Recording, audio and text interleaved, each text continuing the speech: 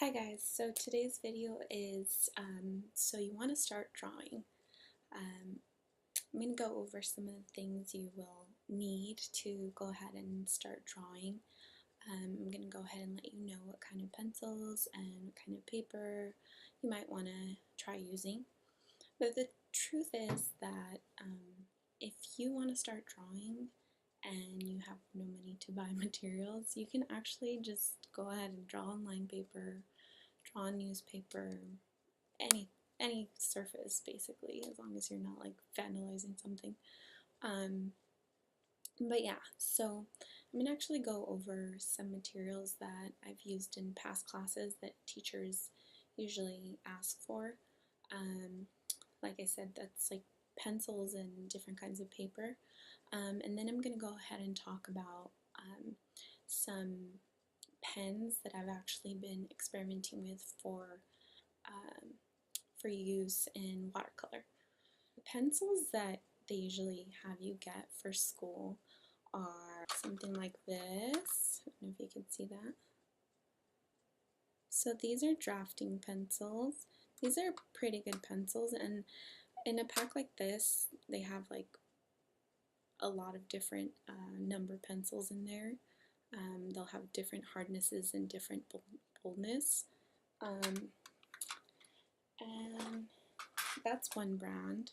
This is also a good brand. It's Prismacolor.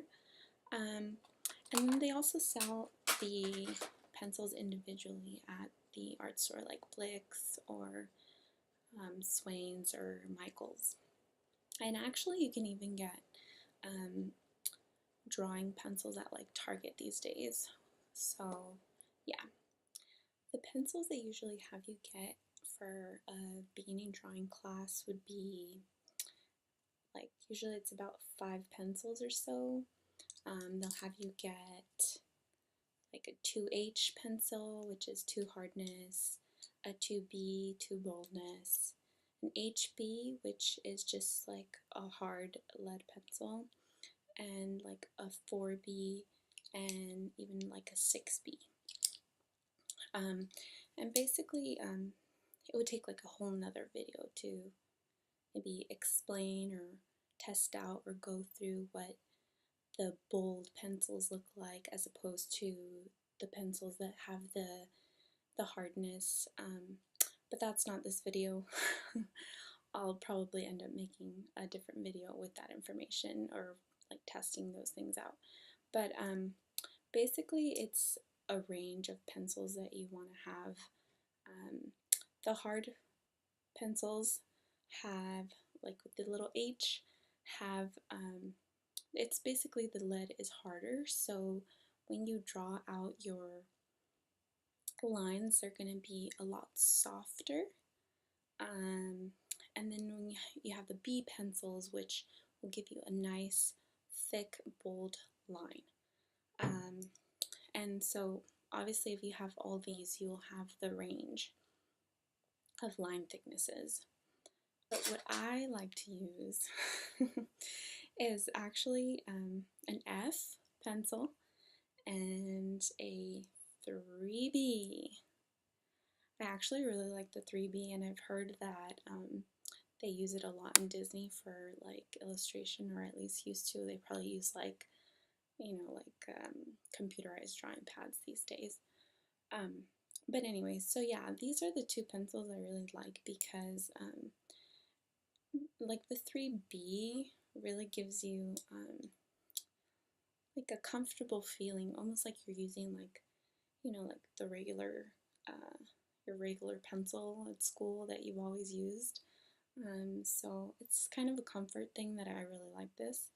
And then the F is also, I feel like, really smooth for any kind of drawings. Yeah, so those are the 2 pencils that I really like. That brings us to paper. Sorry guys, you see, like, it looks like I'm sweating, but actually, so I just washed my hair. So I just came out of the shower, so my hair's a little wet. So also, it's a very hot day. It's the first day of summer. Yay! Okay, so anyway, back to paper. So as far as paper is concerned, usually for like an art class, they'll have you get like a Strathmore drawing pad, just like usually they make you get like this 18 by 24 like huge drawing pad, and that is for any dry media. Basically, it can be used to like work with pencils or charcoal, usually are the main two. Yeah, for something like watercolor, you're going to need a different kind of paper, like a thicker, heavier set paper, because obviously you're using water, and so when you use water, you don't want it to bleed through. And for something like that, so watercolor paper is a little expensive, but if you're just like trying it out, I would suggest get something like this. It's backwards on there, but it's watercolor postcards. They're like these tiny papers, and it has a postcard in the back. I actually got this for China, which I'm going to soon, and hopefully I'll be making a lot of drawings there. Something else you can use if you're actually kind of nervous or hesitant and you don't want to spend much money yet, make like a big investment on art supplies, you can actually just go to like Daiso, which I really love. I don't know if you've heard of Daiso, or they have Daiso everywhere, but it's basically like a Japanese like 99-cent store. It's not 99 cents, but it's a lot of cheap stuff, and some of it's really, really good. So anyway, something like this, it's just a little drawing pad. This probably cost me like $2. And if you're really kind of nervous about like, oh, I just bought this nice notebook and I don't want to ruin it, and then you like draw on the first page and then you're just like, oh, I ruined it, like I can't like continue on this notepad or whatever.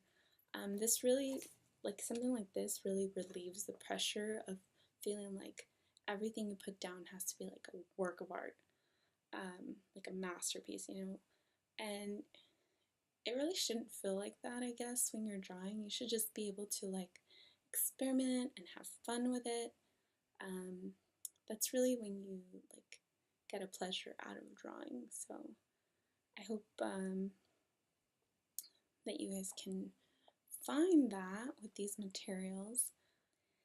As I mentioned, I've been working with watercolor, and I've kind of been experimenting with different kinds of pens, and I was really looking for a pen that would not smear with the watercolor. So I actually did a little test, I don't know if you could see that, with different pens there, and it seems to me that the best pen so far was the Prismacolor. And so basically what I was testing for is, I'm not sure if you can see that, there we go. What I was testing for is the bleed through. As you can see, I crossed this one out, the Precise V5 pen, because obviously when I went over it with the watercolor, it did bleed. All these other ones did not though. However, I still did like the Prismacolor the best. The Uniball pen that I use there is this pen here. And this pen is really awesome. And it also says waterproof on it. So if you are going to get a pen like this, make sure it says waterproof, because I actually tried a different Uniball and that one actually bled through. This one says waterproof, so yes, it's true. It's waterproof.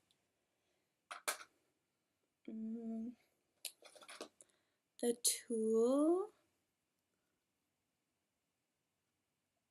So the blue tool was actually waterproof. The black one was not. So I guess if you're going to buy something like this, the tool, try it out before you actually purchase it.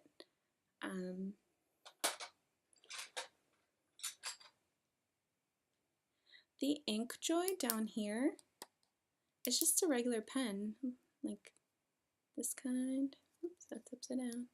This kind. And that actually worked just fine.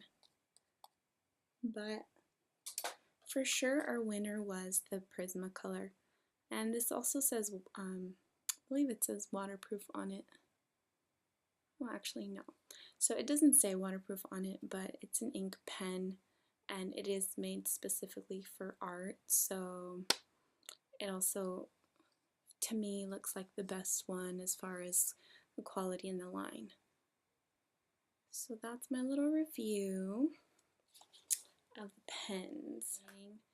You don't have to spend a lot of money to start creating art.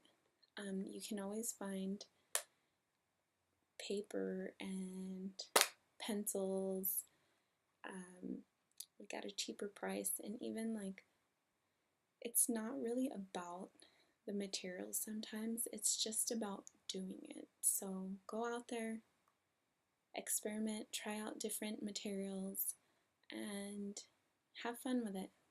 So that's it for today. Thank you so much for clicking on this video and watching, and I hope something about what we reviewed today helps you in purchasing or deciding what to buy so that you can go ahead and start drawing and coloring and having the time of your life. Bye!